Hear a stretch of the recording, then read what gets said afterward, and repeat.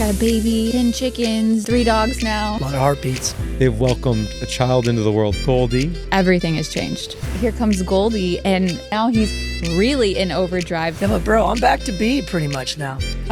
We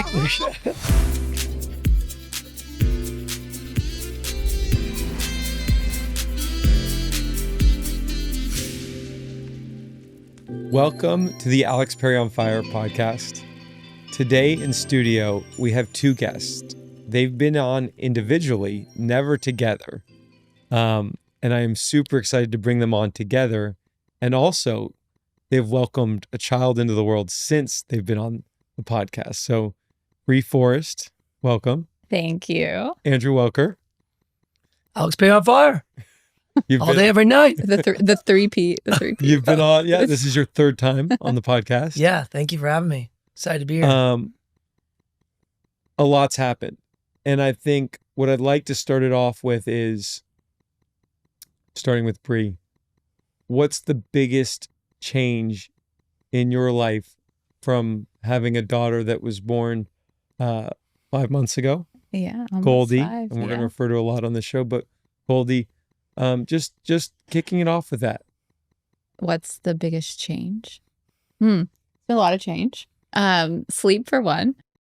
That's been probably the biggest adjustment. Everything has changed.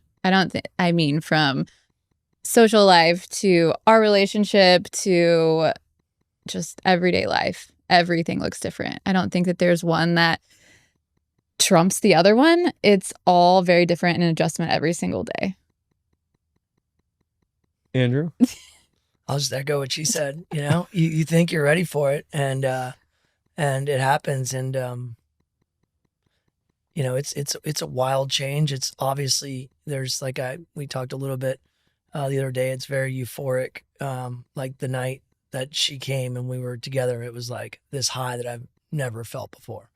And I just remember we were like, it was literally cloud 9, right? And then shortly after that, you know, Nosedive. Yeah. Then it's a nosedive for a little bit, you know, and and Bree's obviously, you know, incredible mom, breastfeeding. So it's 24/7. It's, there's that. yeah.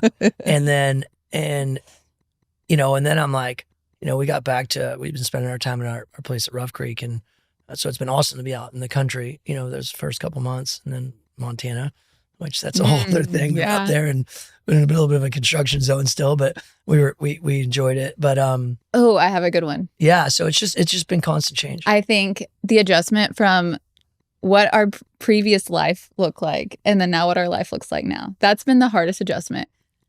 Having to tell Andrew, like, hey, we can't keep doing the same things the same way we were doing it. We have a child now. Things have to look a little bit different. And I think that's probably been, for both of us, the largest adjustment is, we still want to do all of these things, but also how? And we've tried to manage it and do it, and we've done it, but it's been aggressive. I feel, honestly, because I asked you a question and I think the answer was everything. Like the actual answer in the one word is everything, right? Yeah. And I have not had a child, right? But as I listen to y'all, right? And just what you're saying, and I know you individually together, but like, it sounds a little bit like, and tell me if I'm wrong, and I only say this is like, when you're solo or in a relationship, you can still control a lot of things. You can control your environment. You control where you go on vacation. You can control where you go to dinner. You control what time you wake up, when you're leaving, all these little things, right? And it just resonates hard with me, right? Yeah. And when you have a child, a baby. Yeah. Yeah. And I'm asking, like, is a little bit of like that control is no longer there. And and then it's like, okay, what now? Or this is what we're dealing with on the fly. Yeah, I think it's been interesting for me too.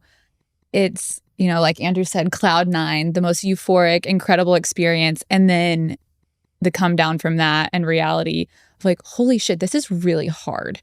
And so you're from the highest high, nosedive down to the depths. And not only is that part difficult, but just the adjustment in itself and understanding, like, just like kind of coming off of that and being like, whoa, everything is different. Like, what now? Like as a mom, and I'm sure it's a little bit maybe for Andrew in this way, but it's like, who am I now? Like, what does it look like now? Who is Bree now? You get so lost in the everyday, the waking up, feeding, pumping, all of these different things that you have to do, nurturing, making sure she's okay, making sure her needs are met, where you totally lose your own sense of like, am I okay? And it's great. It's beautiful because for me personally, I like to learn by just being in it. I'm in the trenches. I want to experience it. And that's how I know how to do it in every sense of my life. That's how I've always been. So it's the most polarizing experience because it's so amazing and so hard at the exact same time. And I think what I noticed and have noticed over the last, 4.5 months, it's the one thing that forces you to be present. You can't take care of an infant and not be present. And you just can't. Like, you are so attuned to what she needs, your environment, your senses are heightened. So like, is she safe? Like, what's going on around you? So it's like your senses, your sensitivity, it's so much more. It's not just you're worrying about now, which has been fascinating. And you said, from the highest of highs, which both of you said from the night of birth, the depth. Like, yeah. And when you say depth, you think, maybe darkness or, just. Yeah. What is depth? When you say depth, like for someone listening who might be pregnant or think that, like, what is that? What is that? I think it's easy. There's an Einstein quote that I can't think of right now, but it's basically talking about how it's easy to look around and surface levels and things that are surface level, right? And true meaning comes within the darkness, within the depth. And especially before having a child, if something isn't working or something's hard, you have a choice. You either stay in it and go into the depths of the discomfort, or you leave it. And when it comes to a child, you can't leave it. You can't be like, oh, nope, I'm not doing this. Like, I'm going to go that way. Almost like facing your fears, facing, if we were talking spiritual, your shadow, facing these things that maybe you're like, I can circumvent this by myself. With a partner, we can do this. With a child, it's staring you right in the face. Yeah. Not only is it staring at you in the face, but you can't escape it. You can't numb it. You're in it. And it can be like, I look at her sometimes, I'm like, oh my gosh, you are literally the most incredible thing I've ever witnessed and like looked at. And she is. But then there's moments that I'm like, holy shit. Our lives changed. What did we do? Yeah. But that is like, I think that's what no one talks about because but it's kind of the I'm old glad story. you're talking. I'm glad you're talking about it because that's what this show is about.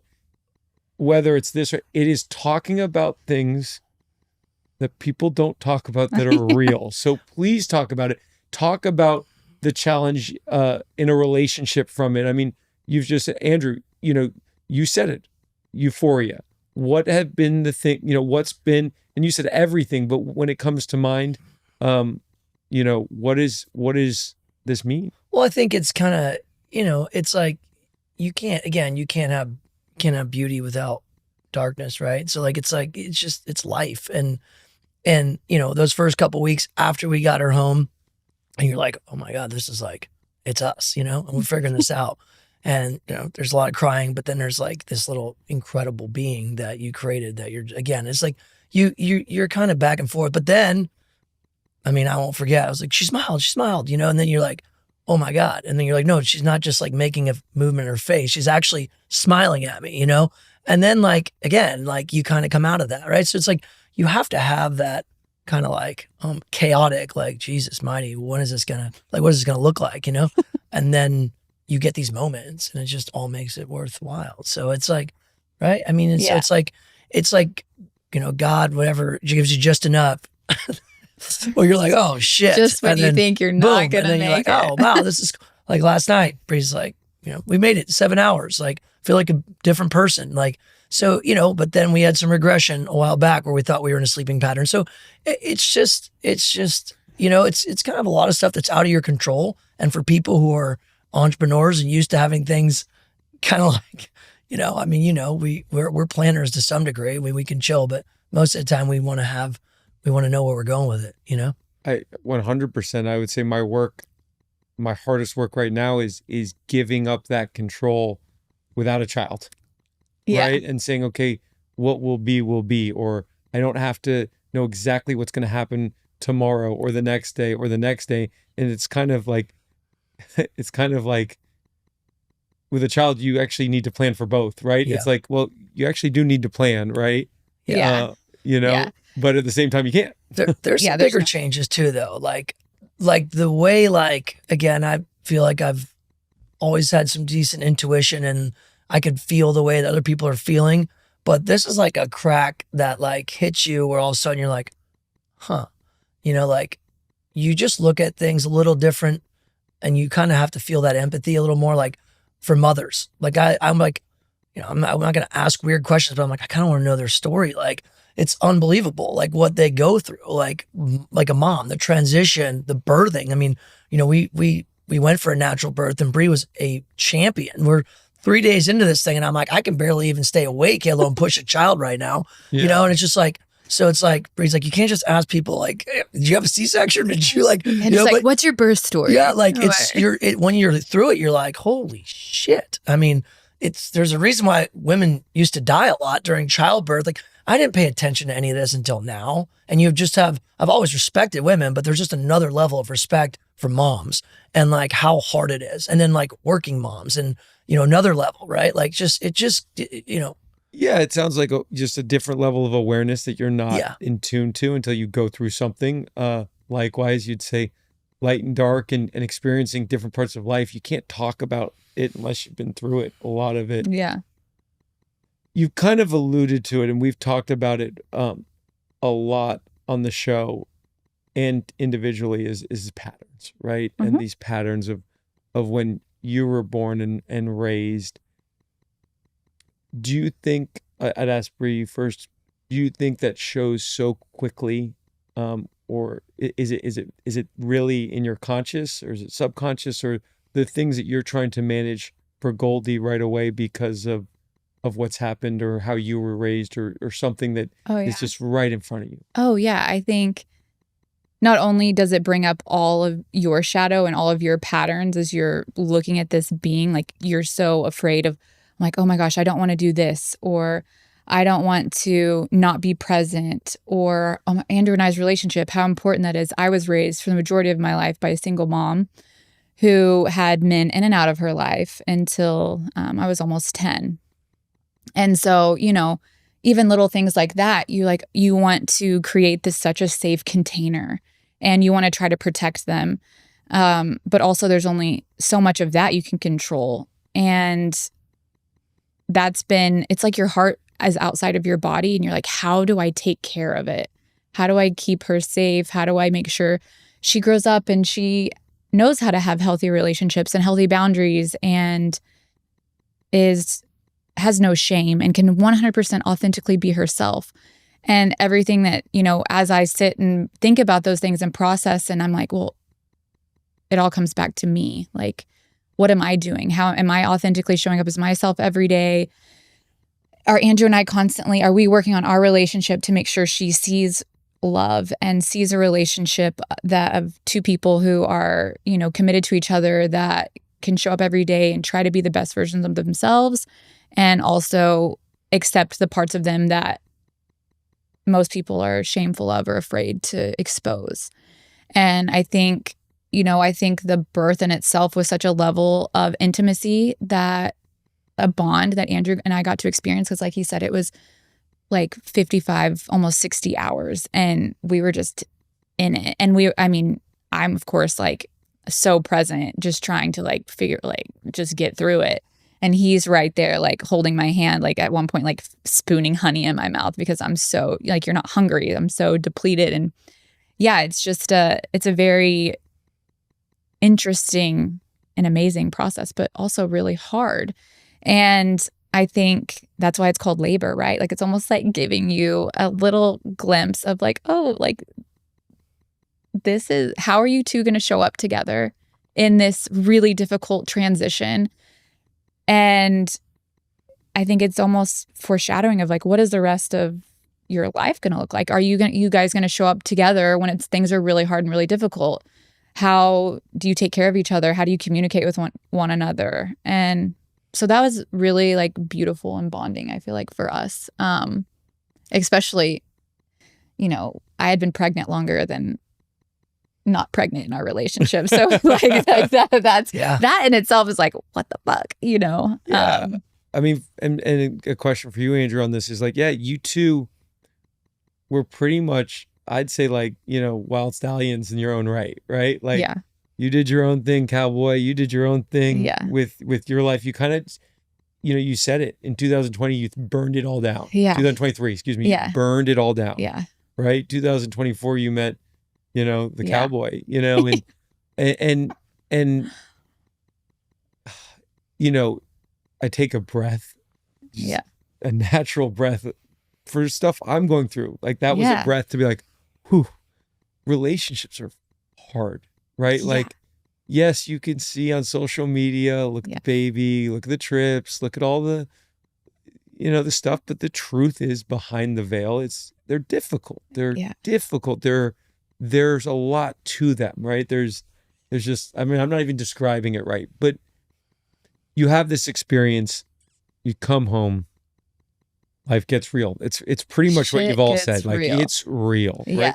Yeah. What's a pattern that you were faced with right away that you're like, maybe I'm doing this right, maybe I'm not doing this right, I don't know. You know, I'm going to say more of a general pattern that I see that it's easy to like, I've talked to a couple really close friends recently, really close friends, and both guys and girls almost in the same situation, right? Young kids, young family, married, not married. And it's just wild because it's, I was like, how you feeling? How's this? Like, you know, when we really got into it, like none of the bullshit surface stuff. Like, let's talk about it. Yeah. Like, we're safe. I'm not going to say names. I'm not going to say, let's talk, you know, shit. No. This real life. Like, what's up? Like, shoot me straight. You know, like no, are you in the trenches with me or not? You know? And it's wild because, again, this is not me talking. This was just me kind of probing, but in a safe space. And again, I'll never say names, but it was like, you could see the patterns of like, oh, well, I feel like we're roommates and we're like losing this, like we've lost this connection, this deeper connection. And we're just going through the motions because it's all about the kid, which it should be. And like, I feel a little neglected, right? Like, it's just wild because I'm like, whoa, this is coming up in like literally every conversation. But what's your pattern?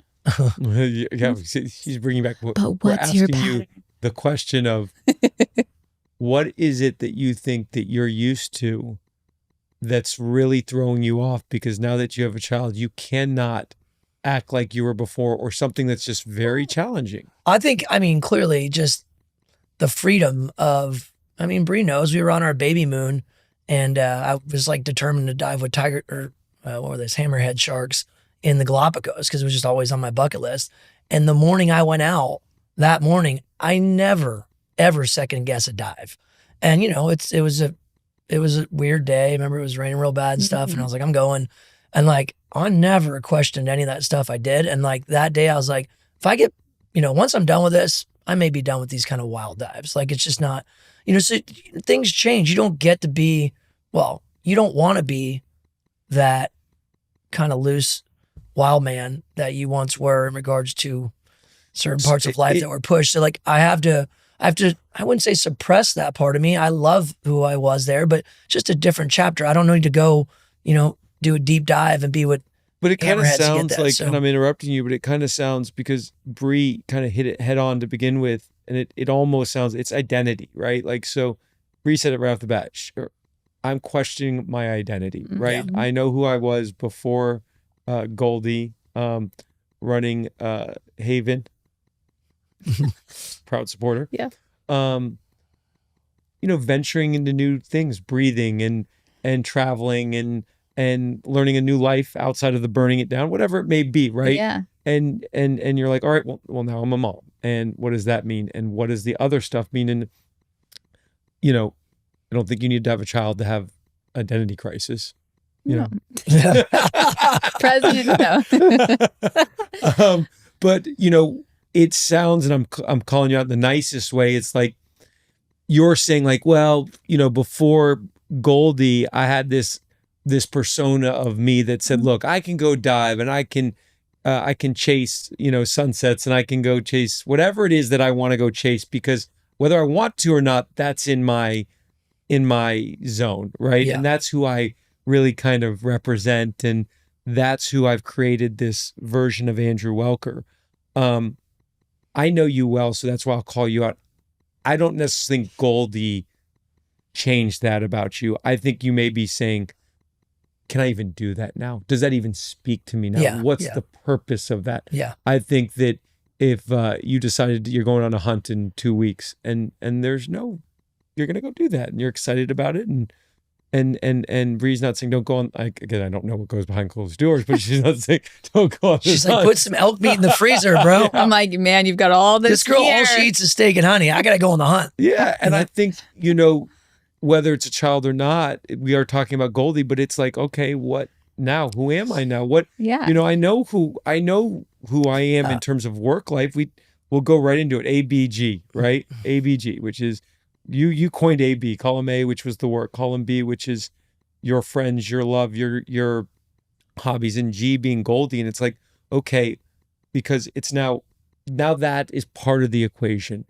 And I guess that then messes, you start asking yourself the identity question. Yeah.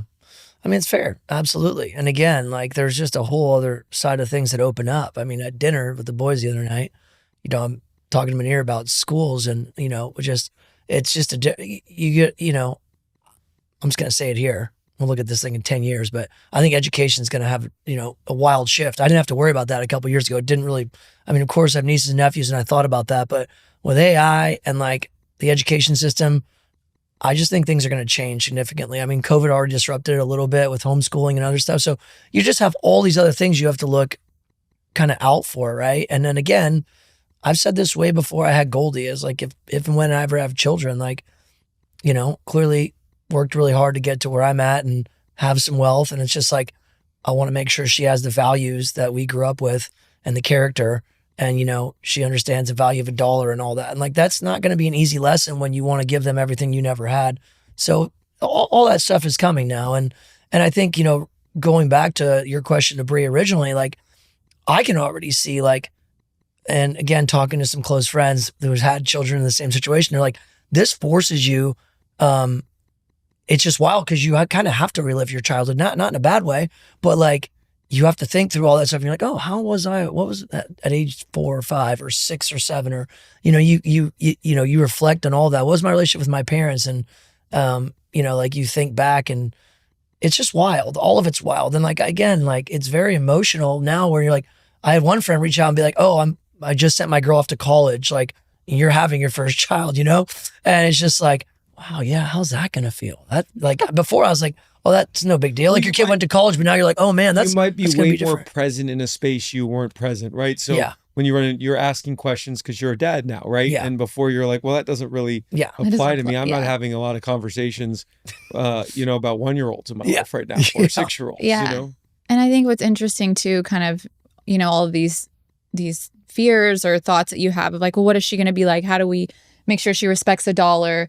How do we make sure she stays grounded and appreciates the, you know, humble? How is she humble? How do we make sure she's humble and kind and all of these values that we, you know, strive to have every single day? And I think, again, it goes back to relationships with ourselves, relationship with each other.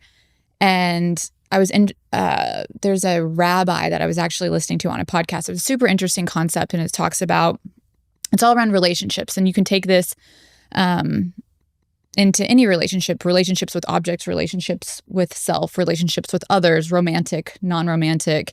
And there's this thing called the pre-tragic. There's 3 stages in relationships: pre-tragic, tragic and post-tragic. And I thought it was a very fascinating theory because the pre-tragic is, let's talk about like an Andrew and I's relationship, right? The honeymoon phase. We're doing all of these things. We enjoy all the It should have same. lasted longer. Yeah, we enjoy all of the same things. We love to be outside. We love animals. We love to travel. We have all of these things that we're like, wow, like we could hang out all the time. This is really cool. Like we're kind of just cut from the same cloth. To trials and tribulations, which the tragic, right? Like, okay, we've had all of these highs of highs. Boom, we have this baby, also a high. Shit, this is getting really hard. We're in the tragic. We're in the trenches. We're in the depth. Where previously it might be easy, like when you're in the tragic, people, well, how do I get back to the pre-tragic? How do I get back to like feeling good, the honeymoon phase? And that's where everyone misses the boat, because depth and intimacy and true value comes in the post-tragic, which is sticking through the tragic and developing a deeper sense with each other of like, oh, well, just like the labor, that was really hard, but we got through that. This next really hard thing of trying to figure out who's Andrew now as a dad, who's Bree now as a mom, and us continue to work together through those things. And then that's where you develop this awesome relationship and know that like, okay, yeah, the easier thing would be to probably go find a new person to get back into the pre-tragic with. But then what are you actually, that same thing is going to go to a tragic. I feel it's so funny you say that. And I saw something very similar. We brought it up. We're having a guys' dinner Tuesday, 5 of us, just catching up. Yeah. It's just awesome. Something I actually find to be just the nicest thing now in the world. Yeah. Connect and catch up. But I said this, I saw an Instagram video. It's very similar and said honeymoon stage. Meet someone, honeymoon stage. Yeah. Awesome. Could last a day, a week, 6 months, 2 years, who knows? Yeah.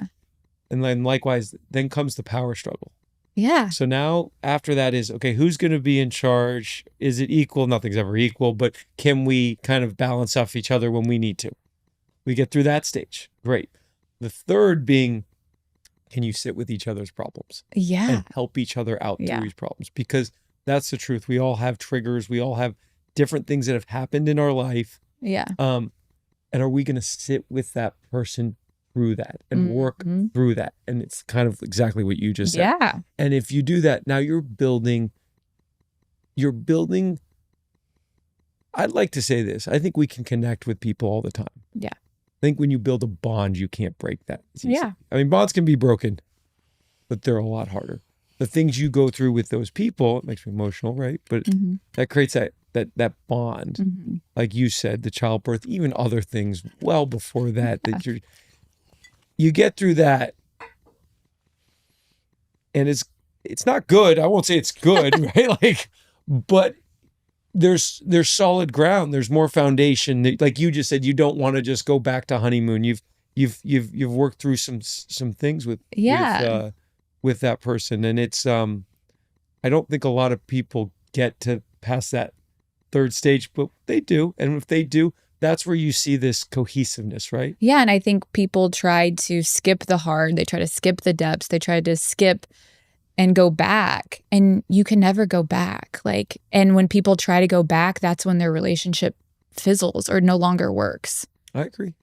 And I think it's interesting. It's just an interesting concept. I was like, wow, that really hit when I heard it that way. With people who break up and get back together. Yeah. And it's not impossible, but it's usually not likely because, like you said, what happens really quickly is that honeymoon stage, it doesn't even last. It lasts such a short term that you're faced with the things that you're talking about right away. Right. You and I, we've all had these conversations in this room about spirituality, right? And I think you see it a lot in like spiritual bypassing, right? Like I would sit here and tell you, like, I became very interested in what spirituality meant. And I would say, let's just call it column B, right? Like for people who don't like spirituality or don't believe in spirituality. Yeah. Just doing stuff that's just not super work focused, programmed, right? That's just more connecting, right? I loved it. Gave me a high. Walked in your studio, let's breathe, let's do yoga, had deep conversations with you, started podcasts, all these things. But I think I learned this the hard way. I didn't go back and really look into some patterns, really looked in shadow work, whatever people want to call shadow work, the shit, I don't want to say you avoid, but the stuff that's going to keep coming up and keep coming up that you're really hiding from, that you've worked really hard to kind of mask, right? That's, for me, that's what it is. Yeah. And we were kind of talking this off air, but now we're on it. It's like that shit will show up and hit you straight in the face. And I think what I've been told is when you have kids, it's more than straight in the face. I mean, it's not just straight in the face, it's every day. Yeah. Right. And so as I say that, it's like for y'all, for the audience, how do we go and kind of face that sooner than later? Because the truth is, if you want kids, or even if you have kids now and you're seeing it, I mean, I'd ask you, because I think you're seeing it, like, how do you kind of deal with that so that you can have a stronger relationship with your partner, so that you, like you said, I heard you say it and it resonates, self-love, right? Like it all comes back to that. Because you don't want to think about decisions. At least I don't. Like someone told me the other day, it's like, yeah, you got to use discernment. I'm like, yeah, it's nice to use discernment, but it's also nice to like not have to make decisions all the time. Just have it natural. Like, oh, I made that decision. I did it naturally. You know what I'm saying? It's like, do I really want to think about whether I should do this or not? No, I just kind of want to do it. So I guess I think you are tapped into that and you're dealing with it. What is that look like to say, look, there's no going back. You just said it. It's only the path is through. Yeah, the path is through. I'm trying to figure that out right now, because I mean, time that I would have to myself to explore that and to stay connected with myself is gone. I try to meditate now and I just fall asleep because I'm so tired. Like it's interesting. And, a couple of weeks ago, I was doing a meditation and, Andrew was I think he was in Austin, and Goldie was asleep, and I was planning, like, I'm going to go take a bath. I'm going to like, blah, blah, blah. I'm going to have like this really good self-care. And I'm lying on the couch, and the only messages that were coming through was I couldn't get off the couch. My body was just like melting. And it was like, you are so depleted. You are so exhausted. There's also the word shallow coming in. And it was like, everything feels shallow right now. There's no depth. There is no, like, everything feels surface. And I was like, what? It scared me. I'm like, my relationship with myself is surface right now. My relationship in every relationship feels shallow. And I think for people who maybe don't have kids yet or are experiencing this, being parents, it's like you have to carve out time for yourself. And you have to carve out time for each other. And of course, it's like, how? Like, you have a full-time career. We were lucky enough to have a woman come into our life a couple weeks ago to, like, help us with Goldie and give little breaks here and there. But it's like, you're trying to catch up on ABCD. And like, what if people don't have the means to do that? How do you do it? And I think that's a big problem collectively, that we have to figure out, where is there support for parents that's accessible? And is that through audio? Is that through, if you look at how we did things a few hundred years ago, more of a tribal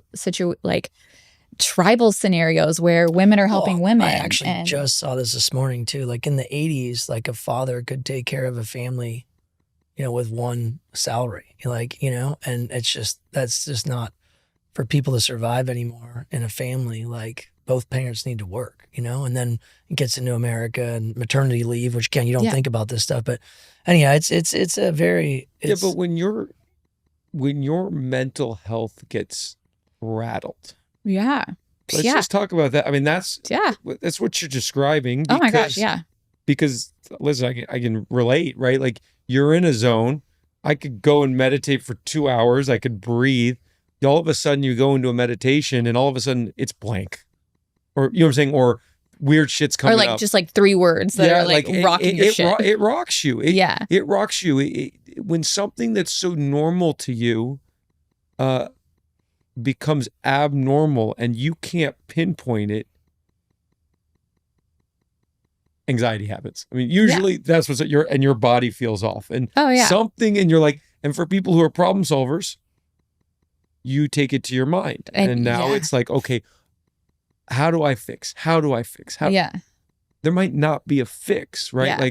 Like you just said, it might be as simple as, well, it's not simple, but rest, recovery, like Yeah. all these things sleep. that are not really available. Well, then you tie in sleep deprivation and you literally feel like you're on some terrible drug that like, you're like, what is going on? I can't even fully, like the synapses are not like the brain is not working. What do I do now?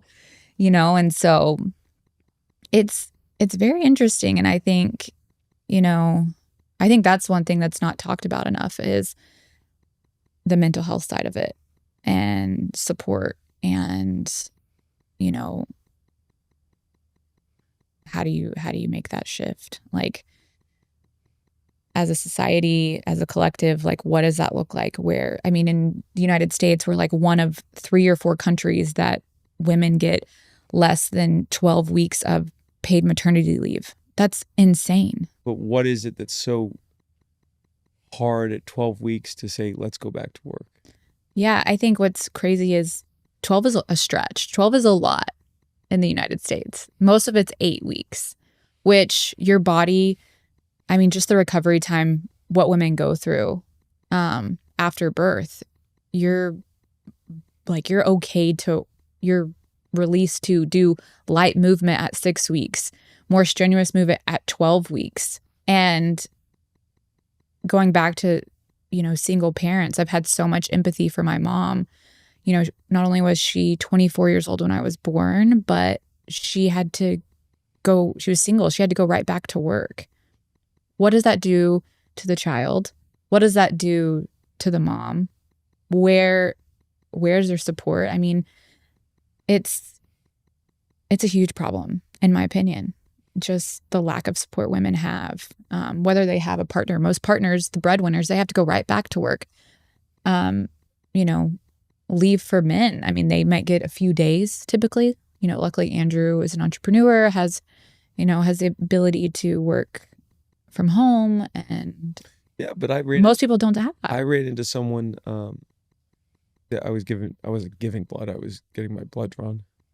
But her son had been diagnosed with cerebral palsy. Yeah. And she's like, I got to stop working. She didn't want to stop working. Yeah. The husband's like, I'll pick up extra work. So, I mean, I'm not, but like this is, anyways, my point being is where's the support, right? And like you said, it's not necessarily like work also gives you kind of motivation, but it's just how do you kind of have this runway to get back to a mental and a physical. And that's the thing. We're just talking physical here. That's what the physical body just needs, just baseline to be able to survive. Then you throw on, okay, postpartum typically depression kicks in 3 to 6 months after that. So then not only are these women having to leave their child when the natural thing is not to want to have to leave your child, but they have to support themselves, to support their family. Physically, their bodies are exhausted, but then you add on the mental layer, and then that's a whole other animal itself. I was listening to a podcast not that long ago talking about how, you look at like the wealthy families and these highly educated and successful women who have, top 1% of jobs. Well, they have this idea like, oh, I'm going to go back to work. I can't wait. I love my job. I love that identity. A lot of them are choosing to not pick that career back up because they see the importance of, oh, well, I want to raise my child. Yes, I could afford 10 nannies if I wanted to, but I want to be there for my child's development. I understand the value of being there. And so, yeah, it raises a lot of questions. And also, where's the support? And for you, Andrew, on your side, having empathy, and you kind of brought it up already, is you start asking questions you never thought you'd ask, right? Like, where's my child going education, 1 year old? Or, you know, what I learned this with Lane, who was on here, iPad kids. I don't even know what an iPad kid, you know, but my point being is like, now you have these watch outs, and Don't get him started. but like, where's the empathy go for you?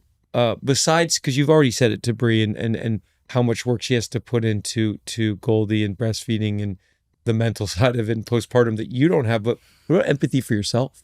Well, again, I think it's kind of comes back to having to reflect too. Like I think of my dad, right? Who was, you know, working 2 jobs, you know, when I was born, right? And, between getting laid off and dealing with that kind of stuff. And, you know, later on he became more established, but you just think about just the average American and, the decisions that dads need to make, not only the financial responsibility, because even our, what's she called? Our girl that helped us through. I always Night nurse? no. Medulla? Doula. Oh, doula. Yeah. As you're just saying out, like, Good job. you know, for men, like there's this overdrive that kind of kick in after the child's born, which isn't necessarily a good thing because the woman's like, you know, I need help. I need you to make more money. But it's just like this drive that kicks in, and you just look at men, and it's just like, then they have, you know, you got to start thinking ahead. That's your job. I mean, it's both your jobs, but you start thinking ahead about the education. You know, how do I get them to the best schools? How do I do this? Or do Andrew was talking about education like 6 months I love it though. before. He was like, what are we going to do? And I'm like, we'll figure it out. And look, Don't- after seeing this process and, you know, having to hand off your baby at 9 months old, you know, a year old to a daycare. And I know some people that are doing it and they're like, you know, already on list to get into these schools and stuff. No disrespect. I think it's incredible. If that's the route, I'd be trying to get my kid to the best too. But it's just like, I don't know. Well, Like it sounds like a just pressure cooker. It sounds like a pressure cooker. Yeah. And it's just like, Yeah. I don't think Feels it's like- natural for moms to just want to hand over their kid at 9 months old to a daycare. I don't feel like, Well, I don't, it, again. it all just feels very, to be honest with you, it just feels very pressured, right? Yeah. It feels pressured on yourself, on the kid. It's just, whereas before, right, there's less pressure, and that's kind of where you were saying, it's like, before you have a child, try and be aware of these things that could show up. When you have the child, it's, you don't, now it's all right, problems, no, let's go at it. And I think you guys are saying it, you know, inadvertently, and also looking at each other. It's, man, do we need the support from each other? Right? Like, Yeah. do we need each other to like say, hey, if you don't, it makes me emotional. I don't know why, but it does. Mhm. But like, if you can't help me here, this is going to be Yeah. so much harder. Yeah. Like, help me, because we both need it, right? Like, it's not just one sided. Yeah. It's both, you know, it's both of y'all putting that time in. I was joking with Andrew the other day. I was like, I think I got the bait and switch because when I met you, you were like, oh, call him B, like, let's travel. And then, you know, 4 months into a relationship, he's like, we're launching Profit. And I'm like, okay, sweet. And then, you know, he's coming to Dallas every day. He's like staying at my house. I'm like, oh, okay. Like, you know, I see this Andrew Overdrive, like provider. Like, he's like, all right, I'm going to, you know, launch 90,000 offices in, you know, 3 months and all this stuff. And then, you know, here comes Goldie. And then I see this added layer of like, oh, now he's really kicking. I was like, I didn't think we could get into any more overdrive. And now he's really in overdrive. Like, that provider instinct came on and he's like, you know, really wanting to. I just breathed hard again, but it hits, like, what hits me is just so pattern driven, right? Yeah. Like, it's just like, that's where I feel it. It's like what you're describing though. Yeah. It's pattern. It's a scarcity, because you and I talked about it. You talked about it on the show, so I can share it. It's a scarcity you had in your life. It's a Yeah. scarcity that you had growing up that said, I don't know if it's enough, right? I don't know if I'll have enough. And so what kicked in was, Yeah. oh shit. I got a baby. I have a girl. I've got 10 chickens and 3 dogs now. A lot of heartbeats. He keeps saying a lot of funny, the heartbeats. bait and Some switch. 'cause, like, adopted there's horses that'll be there any I day think now. every girl and guy can relate to a bait and switch, right? Yeah. And so much of it's subconscious, right? It's Yeah, like, but bro, what- I'm back to B pretty much now. we did Uh-huh. we cold plunged twice this week. We worked out. We had a date lunch. I mean, that's B, baby. Hey, We're back. I got you We back. did have a date. I mean, I might got be you. lying to You myself did right call me now. and say we had the best day lunch, and I'm like, Good for Hey. you. Yeah, look. I just need to set this right online. Okay. Okay. Just in case there are 3 million viewers, all right? We're going back to B. We got some cool trips planned. Yeah, we do. We actually decided to add on because we're going to meet you in the Caribbean in January Let's go. for my birthday. So that's like a big Going- stretch. Going So skiing we're in getting back, December. baby. We're going to get this passport today. We're going to be, they're We're going to back, name baby. it's going to be Family We B. back. Alex is baby. like on to my next meeting. I'm gonna get her I'll get her some great sunglasses. Yeah. Oh, yeah. Let's do it. But the bait and switch is just real. I think the bait and switch is. I think it's subconscious too. It's in us. You I can flip remember, anytime. like, you know, when I was in when I was first dating Alexis, I was like, yeah, I like wine. I drank one glass of wine on our first date. Yeah. You know, like, Yeah. I had a girl who told me, she goes, I like sports, and then within 6 seconds, she's like, I don't know why I just told you I like sports. I don't like sports. Hey, I love that. That's great. Where's she? Hey, I've always had A and B. She's just, you know, you caught it. You She caught it. brings out different levels of you at Look, different man, times of you know, life. it's like, As Andrew's going through his list Me in his too. mind, Yeah. he's like, say it slower. For someone who sees and goes, deal, let me get it. Start a company, get it. Hire someone, get it. I feel this way, that's the way. This is how I've seen things. This is how I go. Who, me? I might be Talking about projecting on things. you, me right now. So Like let's you? just no, throw it no, out you're there. not. So- Maybe so we got a y'all lot are of mirroring similarities, each- man. Y'all are mirroring each other. So, right now. so look, growing up, maturing, becoming a man, I mean, those things go out the window a little bit, right? Like you have to be more intuitive. You have to, it's funny, I just said more intuitive and also intuition, right? Like how do you manage that, right? Like, again, that's something you got to manage. There's Bree, there's Goldie, there's Andrew. Yeah.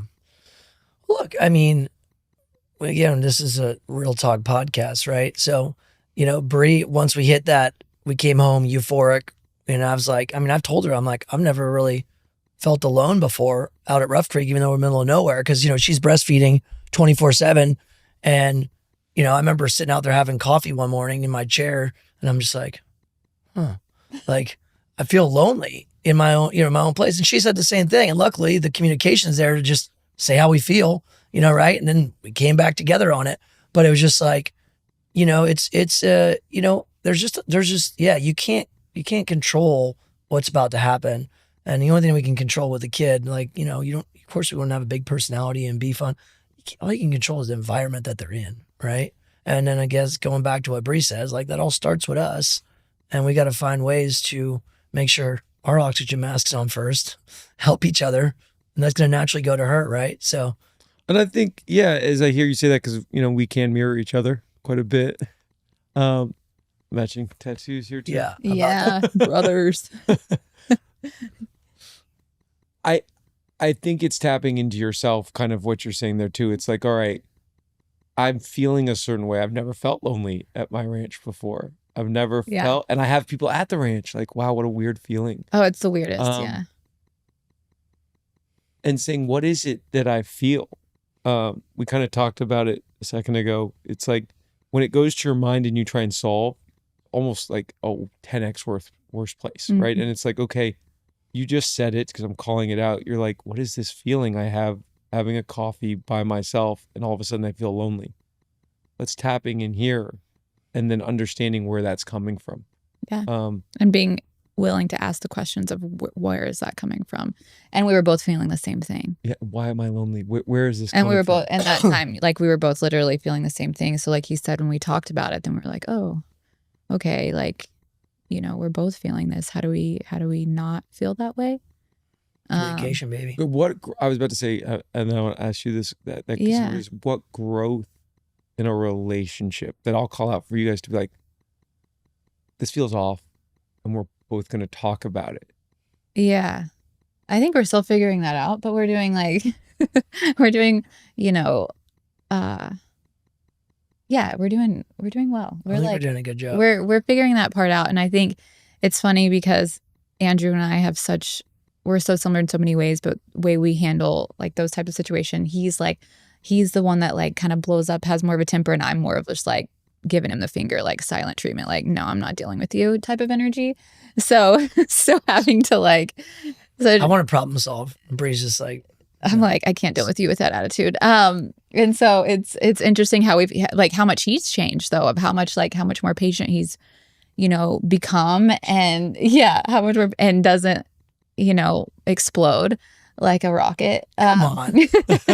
No, I think what I actually, but no, it's it's the a good willingness to both change, right? I guess Yeah. it is. It's the willingness to put the knives down or whatever, and Yeah. I know it because I've talked to Andrew about it. He's like, he'll call me the happiest when he's like, we laughed about it, like we blew up and then we laughed about it. No, yeah, that's what you kind of have to do. It's like, and he's so good at being funny. So he'll like, when he knows, and he's really good at like calling himself out once he calms down. So like he'll come to me and he'll be like, you know, do something to make me laugh. And I'm like, mm-mm.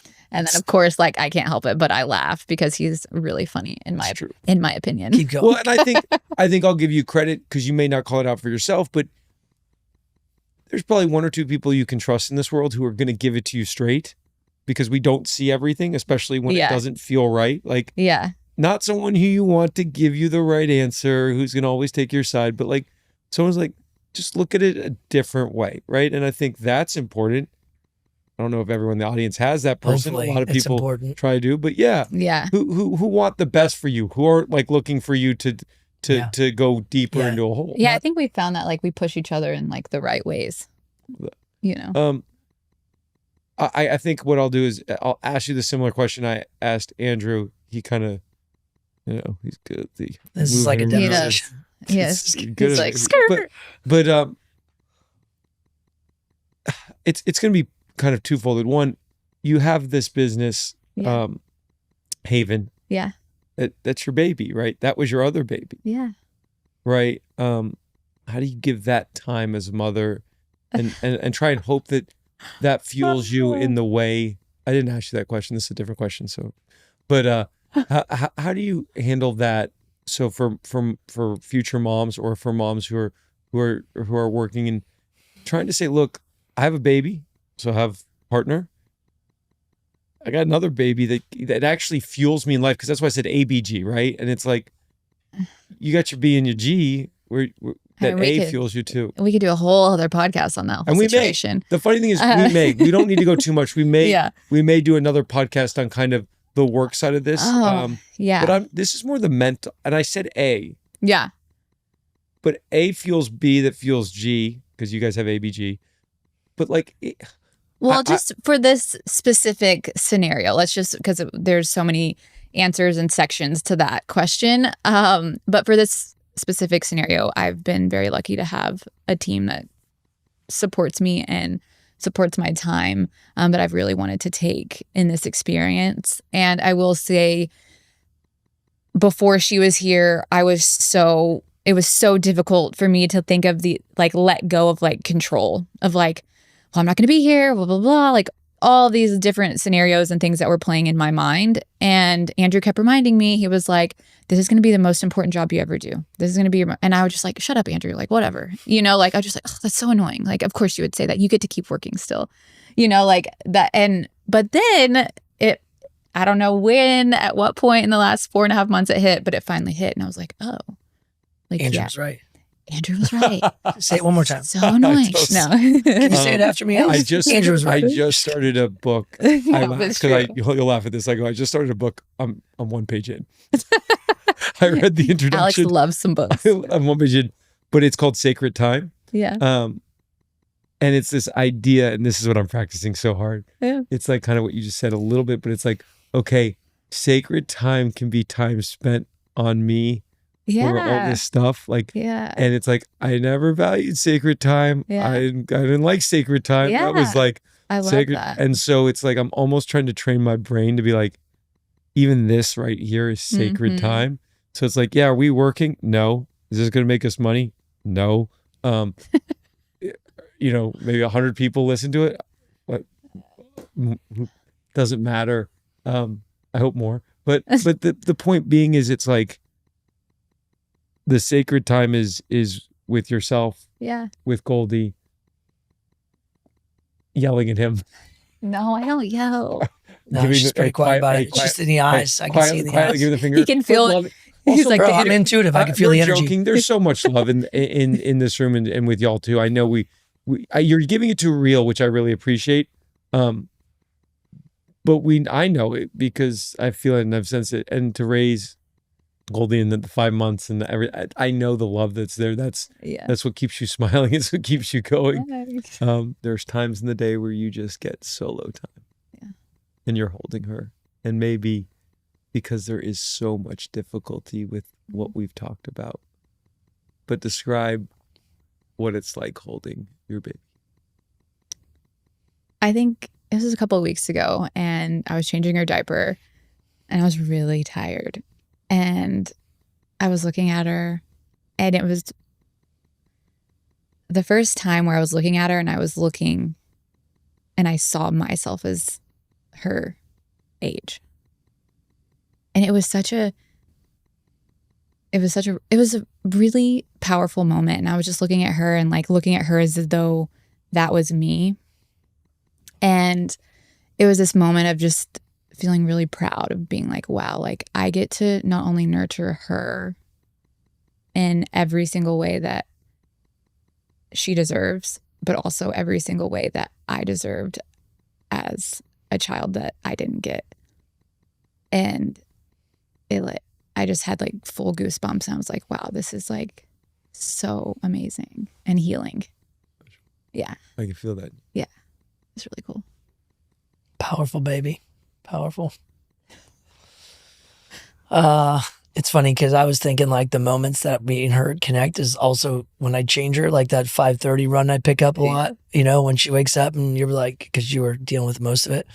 And it's like on that little changing table, she just looks at you and she always smiles. It feels like when she's it's like staring into your soul. Yeah. I don't know what it is in that, like when we change in that room. So, I mean, just knowing that I'm not trying to echo it because what Bree said was incredible, but just knowing that you're the provider for that, and you get to kind of it forces you to think about yourself as a child too, so it's pretty real. And again, I'm still like learning, so I can't even talk about this in too much depth other than like I'm just taking it a day at a time, but it's really cool.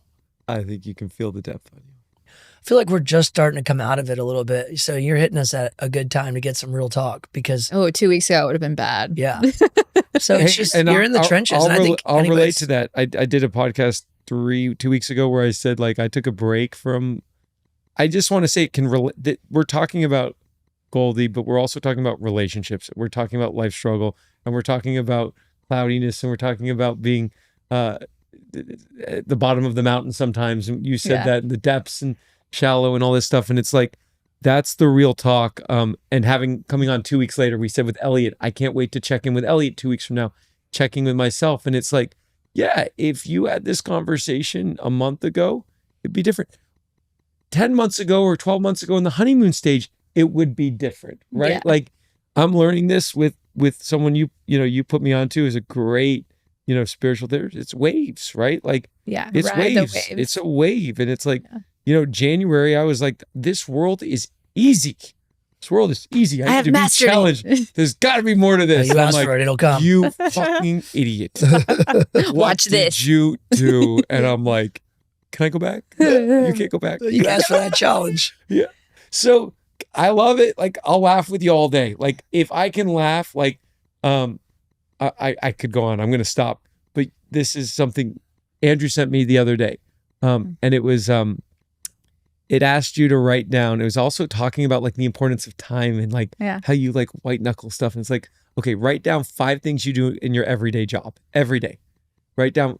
I read the emails you sent me, by the way. I was and like, it says, wow. write down 5 things that you could do all day, every day, and it would make you happy. Like, okay. Then circle those 5 things that also add value to people. That's your genius zone. That's the things that drive you, make you love, and all that stuff.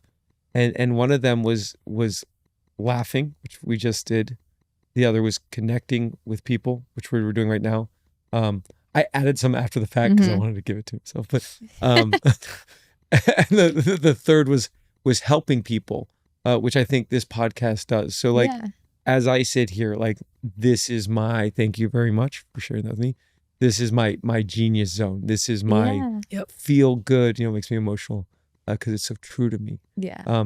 So I think it's a great place to end, because I thank y'all for being so real. Like, it's all that matters. We will have you on again together. We already talked about it, me and the team.